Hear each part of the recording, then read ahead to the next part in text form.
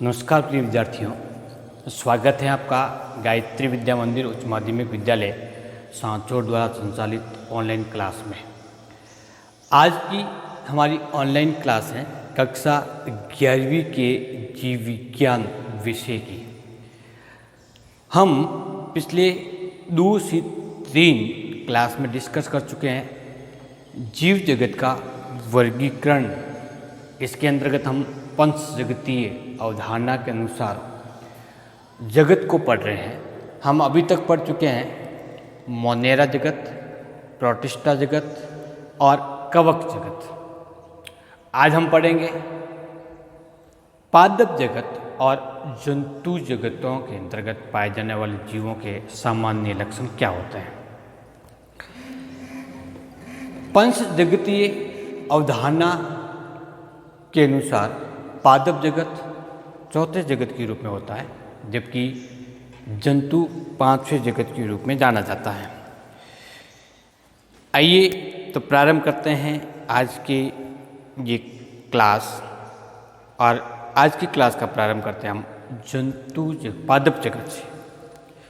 पादप जगत में उन जीवों को रखा गया है जो सामान्य तौर पर यूकेरियोटिक प्रकार के जीव हैं और इसमें क्लोरोफिल पाया जाता है। क्लोरोफिल की उपस्थिति होने के कारण इन जीवों में प्रकाश संश्लेषण की क्रिया के द्वारा भोजन का निर्माण होता है, अर्थात ये जीव हैं वो कैसे होते हैं, स्वपोषी होते हैं। जितने भी पादप आपको दिखाई दे रहे हैं, चाहे वो सूक्ष्म से लगा करके बृहद प्रकार के हो, बड़े आकार के हो, जितने हम नग्न आंखों से रूप देख सकते हैं, हम उसको सूक्ष्मदर्शी की सहायता से देख सकें, लेकिन वो क्लोरोफिल युक्त हो, सामान्य तौर पर हरे रंग के होते हैं। वो सभी जीव पादप जगत के अंदर रखे गए और उनको हम पादप के नाम से जाना जाता है। कुछ पादप ऐसे भी होते हैं जो कहलाते पादप हैं, लेकिन वो स्वपोषी के स्थान पर विषमपोषी होते हैं। और विषमपोषी का तात्पर्य क्या हुआ, ये जीव अपना भोजन या खाद्य पदार्थ दूसरे जीवों से प्राप्त करते हैं। ऐसे जीवों को विषमपोषी जीव या विषमपोषी पादप कहेंगे। इसके उदाहरण हैं कसकूटा, जिसे हम हिंदी में अमरबेल कहते हैं, या फिर कीट भक्षी पादप जैसे ब्लेडर बट है या फिर विनस फ्लाई प्लांट है। तो ये अपना पोषण किससे प्राप्त करते हैं, कीटों के भक्षण विधि के द्वारा। इस प्रकार की पौधों में विशेषता क्या होती है, जैसे घट पादप का एग्जाम्पल लेते हैं, तो इस पादप की पर्ण है वो मुड़ करके किसके समान हो जाती है, घड़े के समान हो जाती है, एक घट के समान हो जाती है। पर्ण का एक भाग होता है वो ऊपरी भाग पर ढक्कन के रूप में कार्य करता है। इसकी ये आंतरिक सतह पूर्ण रूप से श्लेष्मा द्वारा निर्मित होती है। जैसे कोई कीट, उड़ता हुआ कीट इसके संपर्क में आता है तो इसे टकरा करके सीधा कहाँ जाएगा, अंदर जाएगा, या तो इस सतह पर गिरेगा या इस सतह पर गिरेगा। यहाँ पे क्या है, श्लेष्मा है, इसलिए श्लेष्मा से वो चिपक जाता है और वापस उड़ने की कोशिश करता है, लेकिन बाहर नहीं निकल पाता। तब तक ये ढक्कन नुमा संरचना इसके ऊपर आकर के पूरे घटनुमा संरचना को बंद कर देती है। ये घड़ा बना हुआ उसको क्या कर दिया, बंद कर दिया। अब ये कीट धीरे धीरे फिसलता हुआ कहाँ जाएगा, अंदर की ओर जाएगा। यहाँ पे पाई जाने वाली पाचक ग्रंथियों के द्वारा एंजाइम स्तरित होते हैं, जिसके कारण कीट का पाचन हो जाता है और पाचित हुए द्रव्य से ये पर्ण पोषक तत्वों का अवशोषण कर लेते हैं। तो इस प्रकार से ये कीट भक्षी पादप हैं। वो कैसे पादप कहलाते हैं, विषमपोषी। अमरबेल दूसरे शाकीय पादपों पे पाई जाती है। आपने देखा होगा ये हल्के पीले रंग की तंतुनुमा संरचना होती है, जिसमें पर्ण ज़्यादा नहीं होती और पूरे पादप भाग को ढके हुए होती है। अपने सूचकांक की सहायता से ये दूसरे पादप से पोषण प्राप्त करता है। तो कसकूटा और कीट भक्षी पादप स्वपोषी पादपों के अपवाद हैं। पादप है लेकिन कैसा हुआ, विषमपोषी। पादप जगत के अंदर पाए जाने वाले जीवों की कोशिका भित्ति होती है वो सेल्यूलोज है। कोशिका भित्ति की उपस्थिति के कारण ही इन जीवों को पादप नाम दिया जाता है। अब वह किससे निर्मित होगी, सेल्यूलोज की होगी। सेल्यूलोज के साथ साथ में हमें सेल्यूलोज भी पाया जाएगा और पैक्टिन भी पाया जाता है। पादपों में स्पष्ट रूप से 2 पीढ़ियाँ पाई जाती है। द्विगुणित पीढ़ी होती है, उसको नाम देते हैं बीजाणुद्वित। अगुणित पीढ़ी होती है उसको नाम देते हैं युग्मोद्भिद पीढ़ी। तो कितनी पीढ़ियाँ पाई जाती है? बीजाणुद्भिद और युग्मोद्भिद पीढ़ी। होती कैसा है? जैसे हम एक वट वृक्ष को देख रहे हैं, नीम के पौधे को देख रहे हैं, तो वो पादप की कौन सी प्रावस्था है? बीजाणुद्भिद अवस्था है। और इस बीजाणुद्भिद अवस्था में होने के कारण इसमें गुणसूत्रों की संख्या कितनी होती है? 2n होती है। तो हम उसको द्विगुणित पीढ़ी भी कह सकते हैं। अब इससे क्या बनेंगे? बीजाणु का निर्माण होगा। किसका होगा? बीजाणु का। और ये बीजाणु जैसे परागकण है ना, या फिर गुरु बीजाणु है जिसके अंदर युग्मक निर्मित होंगे, मादा युग्मक होगा और नर युग्मक जैसी संरचना होगी। या फिर शैवाल है तो शैवालों की मुख्य पीढ़ी होगी वो 2n प्रकार की होगी। अथवा ब्रायोफाइटा है 2n है, टेरिडोफाइटा है तो 2n। उससे क्या बनेंगे? बीजाणु बनेंगे। और ये जो बीजाणु बनेंगे वो कौन से बनेंगे? अर्धसूत्री विभाजन के द्वारा बनते हैं। कौन से विभाजन द्वारा? अर्धसूत्री विभाजन। हालांकि शैवाल और ब्रायोफाइटा की मुख्य पीढ़ी होती है कौन सी होती है? युग्मक पीढ़ी होती है। फिर उसके अंदर बीजाणुद्भिद अवस्था आती है। जो पादप जैसे नीम है, आक है, बबूल है, उनकी मुख्य पीढ़ी कौन सी होती है? बीजाणुद्भिद। तो इसमें किसी किसी प्रावस्था में एक अर्धसूत्री विभाजन होगा जिसके फलस्वरूप किसका निर्माण होगा? बीजाणु का निर्माण होगा। क्योंकि ये बीजाणु अर्धसूत्री विभाजन के बाद में बने हैं, इसीलिए इनमें गुणसूत्रों की संख्या कितनी हो जाएगी? आधी। तो कितना हो जाएगा? n गुणसूत्र या अगुणित बीजाणु होंगे। ये बीजाणु फिर, क्योंकि ये बीजाणु एक कोशिकीय संरचना है, इसलिए विभाजन के द्वारा एक बहुकोशिकीय संरचना का निर्माण करेंगे जो कैसी प्रवर्तिक होंगे? अगुणित प्रवर्तिक होते हैं। इस बहुकोशिकीय संरचना को क्या नाम देते हैं? युग्मोद्भिद अवस्था देंगे। युग्मोद्भिद से फिर एक बीजाणु का निर्माण होगा, इनका नाम क्या देंगे? युग्मक देंगे। और युग्मकों का निर्माण कहाँ होगा? इस युग्मोद्भिद पर पाई जाने वाली विशेष प्रकार की युग्मक धानियों में। फिर ये युग्मक दो प्रकार के होंगे, एक नर युग्मक होगा और दूसरा कौन सा होगा? मादा युग्मक। दोनों युग्मकों के बीच में संलयन होगा, उस क्रिया को क्या नाम देंगे? निषेचन नाम देंगे। तो n युग्मक ये और n युग्मक ये। क्यों? क्योंकि n युग्मोद्भिद से उत्पन्न हुआ है, इसलिए n प्रकार का युग्मक जब दोनों आपस में जुड़ते हैं तो कितना बनेगा? 2n बनेगा। जो 2n एकल कोशिकीय की संरचना बनेगी उसको क्या नाम देंगे? युग्मनज देंगे। और युग्मनज वापस अंकुरित होकर के 2n पादप को निर्मित करेंगे, उसको नाम क्या देंगे? बीजाणुद्भिद। तो इन पादप जगत के जीवों में बीजाणुद्भिद और युग्मोद्भिद दोनों प्रावस्था पाई जाती है।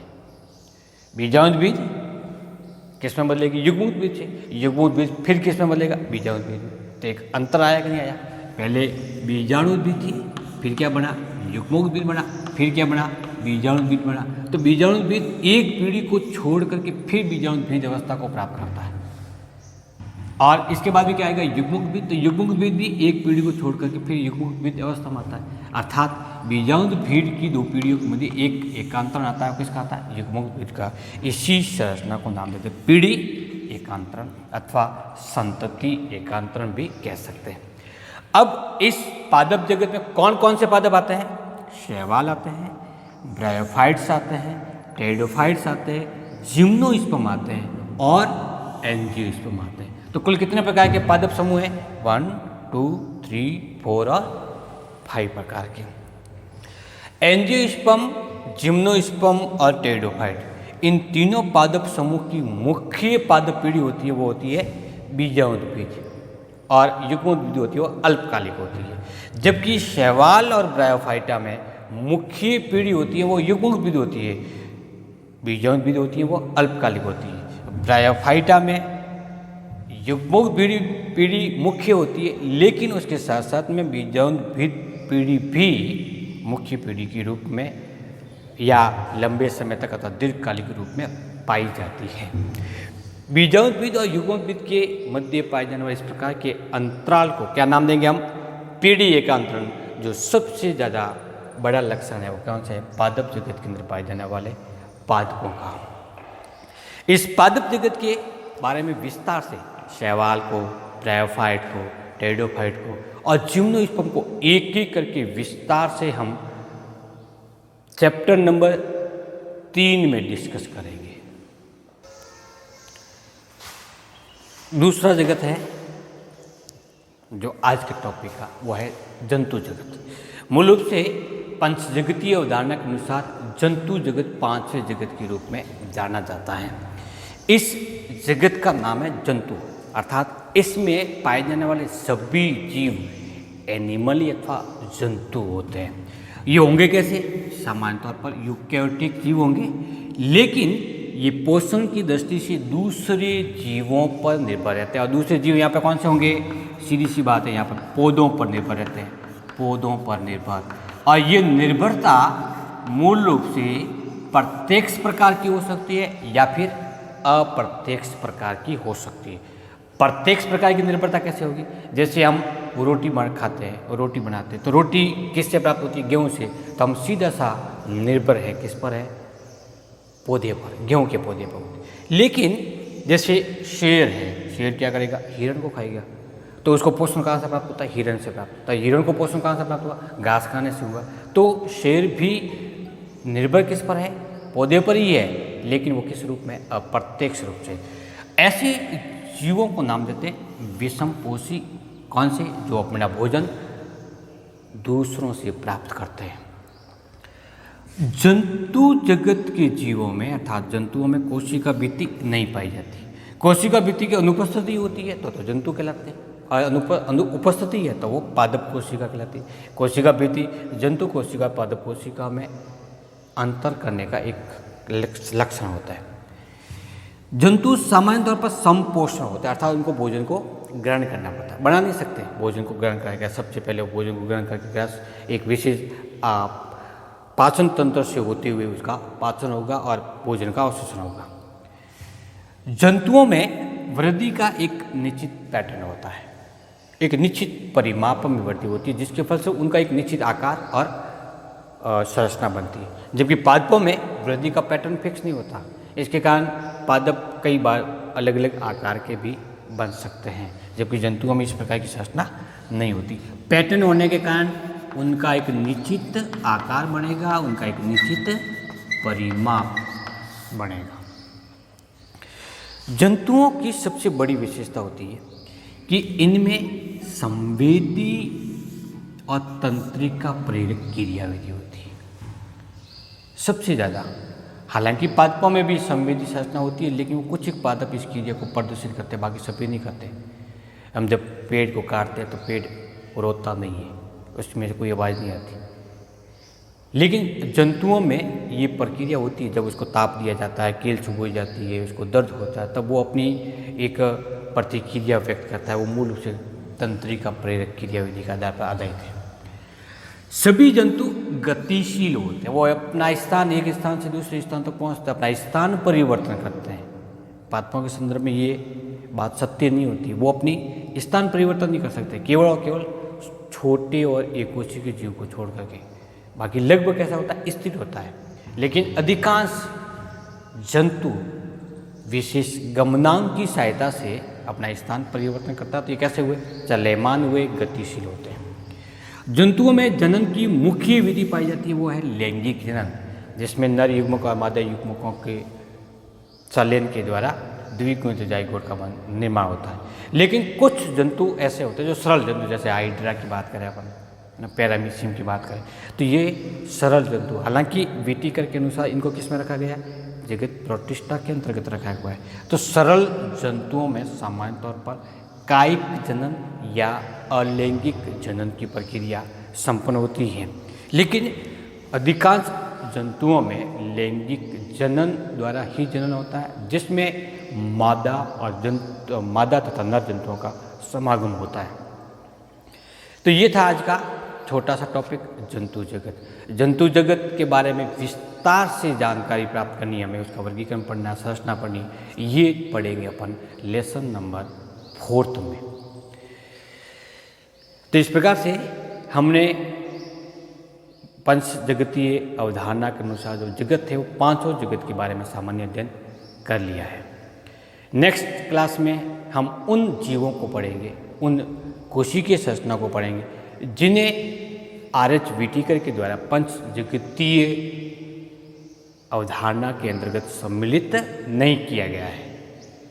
जैसे वायरस है, वायरोड्स है, प्रियोन्स है, लाइकेन है इत्यादि। तो इनके बारे में हम नेक्स्ट क्लास में विस्तार से डिस्कस करेंगे। Thank you.